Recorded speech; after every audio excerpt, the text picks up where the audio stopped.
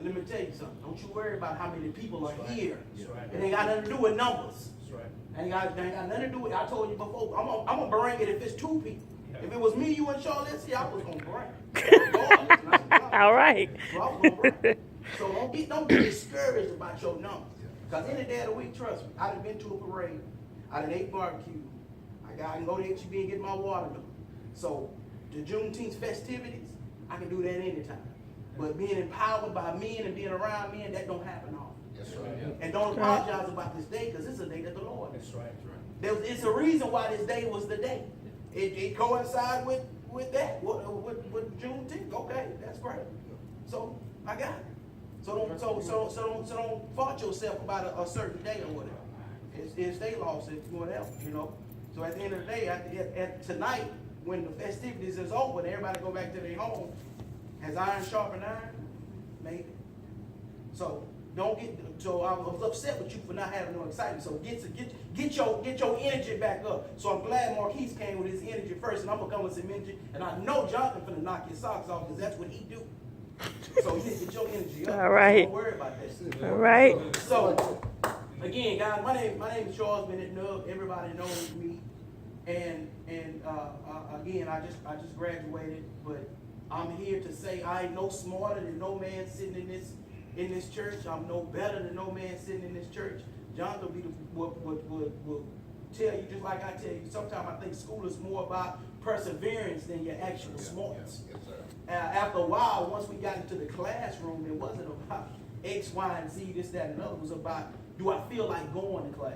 That's what it was about. It wasn't about how smart you was. That's a trap that get our youth sometimes not going to school. But I'll get on to something like that later. I really appreciate Marquise because I think Marquise did a great job of feeding our spiritual body. I think he did a great job of feeding our spiritual body of the bread, the word of life. I think he did an excellent job. So, but I'm going to turn the corner a little bit and I'm going to feed our physical bodies. Sometimes, you know, we can all come to church and we can hear the pastor, and sometimes we leave, we haven't got fed. We haven't got fed. And it's no knock on preachers or anything. We're going to talk about us. Yeah. Because I believe if we focus on us a little bit, sometimes more, I think it would trickle down to our kids, it would trickle down to our wife, it's going to trickle down to our community.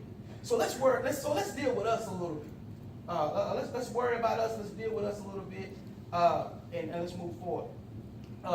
Kevin came up with the idea of empowerment, about men being empowered. I got about 3 points that I want to discuss about being empowered, about being motivated in your community. So the first thing I like to do is I've heard a lot of speeches, and what I like about Jonathan and other speeches is sometimes you hear speeches, and after the speech you're like, well, how can I apply what he or she just said? You don't know how to apply. So really, I mean, you just was entertained. I'm here to entertain you, but I'm also here to give you some applications. So when you leave these doors, you can do these 3 things, and I think it will start to help you empower yourself and help our community. First thing you got to do is you got to know your worth. You have to know your worth as a man. You have to know your worth. Things that happen amongst black men now in our community and in the world is because they don't know their worth. They don't know that they're a child of God. They don't know their worth. Taking our self-worth was a strategic plan by the slave masters. You wonder why two men, African-American men, black men, act the way they do towards each other, treat the way they treat each other the way they do sometimes, mainly was because of the way slavery did. So, and I'm not going to start off on this here, but I believe in order to move forward, you must go back and to see why we do what we do and why we behave like we behave. So the first thing the slave master did was, in order to stop us, to control us, he or she had to take our self-worth.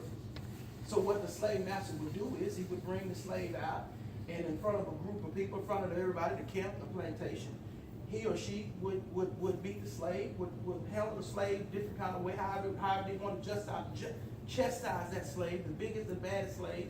You want to get that slave and you want to whoop it in front of the mother, in front of the kid, and you want to beat him to near death.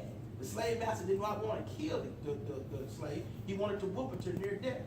So what happened was, as they took the slave back into the hut, it mentally changed the mother to where she didn't want to raise her boys to be strong anymore. Because the slave masters attacked the stronger slaves. So what it did was it made the mother raise their child in reverse. It made the woman raise her daughter strong, and it made her raise her boys timid. That's why we have what we have today, like Marquise was saying today. That's why men don't act like men today. It's because back in slavery, our self-worth was taken. Our self-worth was taken way back then. Focus on, I'm pretty sure everybody here got a strong grandma. How do we all have a strong grandma? How do we all have a strong great-grandma? Our wives are strong women in our families.